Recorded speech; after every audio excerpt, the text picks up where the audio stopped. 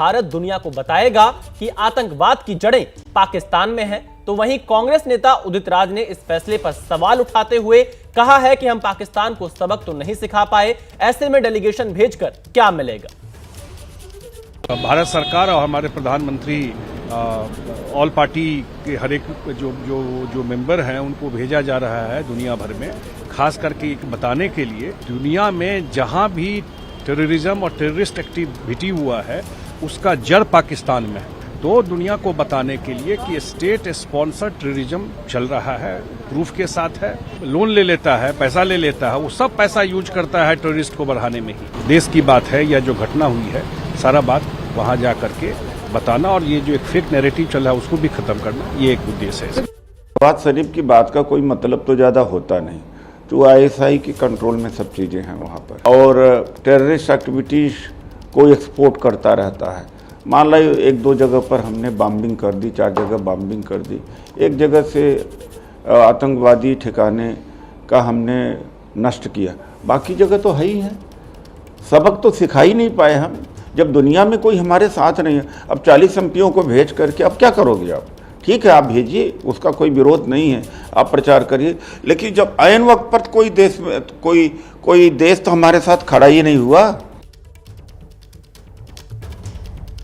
दरअसल डेलीगेशन को लीड करने के लिए अलग अलग पार्टियों से नाम मांगे गए और कांग्रेस का दावा है कि उन्होंने जो नाम दिए थे उस नाम में आनंद शर्मा, गौरव गोगोई, नासिर हुसैन और अमरिंदर सिंह राजा वडिंग शामिल थे। ये 4 नाम कांग्रेस की तरफ से सरकार को भेजे गए थे, यानी थरूर का नाम इसमें नहीं था। इसी बात को लेकर विवाद हो रहा है कि जब थरूर का नाम ही नहीं था तो क्या बीजेपी ने अपनी ओर से उनका नाम क्यों जोड़ा। इस तरह के सवाल कांग्रेस की तरफ से उठाए जा रहे हैं।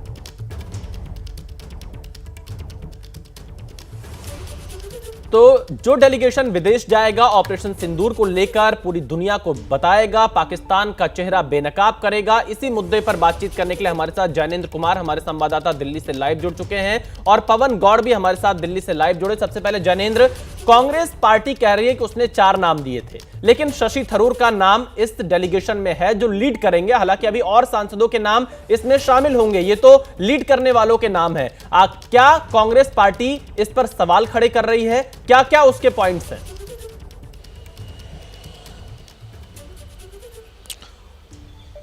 बिल्कुल, देखिए विशाल, कांग्रेस पार्टी की तरफ से महासचिव और मीडिया के प्रभारी जयराम रमेश ने 4 नामों का ऐलान किया, जिसकी जानकारी आपने दर्शकों को दी। उसमें आनंद शर्मा का नाम शामिल है जो पूर्व केंद्रीय मंत्री रह चुके हैं, नासिर हुसैन जो सांसद है राज्यसभा में, इसके अलावा गौरव गोगोई जो लोकसभा में उपनेता हैं कांग्रेस पार्टी के, और राजा वडिंग।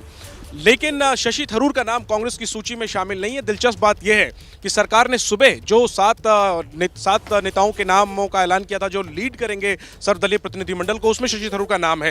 कांग्रेस पार्टी के ऑफिशियल अनाउंसमेंट के बाद, आधिकारिक ऐलान के बाद, शशि थरूर ने सोशल मीडिया पर पोस्ट किया है और उन्होंने सरकार के न्योते का स्वागत किया है और 2 टूक कहा है कि जब भी देश को मेरी जरूरत होगी मैं पीछे नहीं रहूंगा। यानी शशि थरूर ने तो अपनी तरफ से साफ कर दिया है कि वो सरकार का न्योता स्वीकार कर चुके हैं। और देखिए विशाल, ये जो कार्यक्रम है ये पूरे देश का कार्यक्रम है एक किस्म से, इसमें कोई पार्टी का विप नहीं होता। कांग्रेस पार्टी ने एक तरीके से अपने अंदर खाने जो कहीं ना कहीं दरार है और डिफरेंस ऑफ ओपिनियन है उसको जाहिर किया है। कहीं ना कहीं कांग्रेस में स्पष्ट जानकारी थी कि शशि थरूर जो है इस सूची में है, कल से ये नाम चल रहा था, बावजूद इसके कांग्रेस ने अपनी सूची में उन्हें शामिल नहीं किया। लेकिन शशि थरूर ने अपनी तरफ से साफ कर दिया है कि भले ही पार्टी की सूची में वो शामिल नहीं हो, लेकिन वो तो सरकार के न्योते को स्वीकार कर रहे हैं। इसको लेकर जो आपका मूल सवाल था कि कांग्रेस क्या कह रही है, अब से कुछ देर में पार्टी के महासचिव जयराम रमेश जो हैं वो मीडिया को डीब्रीफ करने वाले, यानी ऑफ रिकॉर्ड वो ब्रीफ करने वाले हैं। उनके सामने हम ये सवाल रखेंगे और जानेंगे कि कांग्रेस पार्टी क्या कहीं ना कहीं अपने आप को करेक्ट करेगी और शशि थरूर को भी अपनी सूची में शामिल करेगी ताकि कोई विवाद ना हो और पार्टी की किरकिरी ना हो, या फिर शशि थरूर का जो स्टैंड है कि वो सरकार के न्योते का स्वागत करते हैं, भले ही पार्टी की लिस्ट में उनका नाम नहीं है, उसको लेकर के पार्टी कोई राय रखती है। हालांकि पहले से ही शशि थरूर और पार्टी के बीच में अलग अलग मुद्दों पर और खासतौर पर इस मुद्दे पर जो है वो एक अंतर देखने को मिला था। पार्टी नाराज भी चल रही थी, पार्टी सूत्रों ने कहा कि वो लक्ष्मण रेखा पार कर रहे हैं।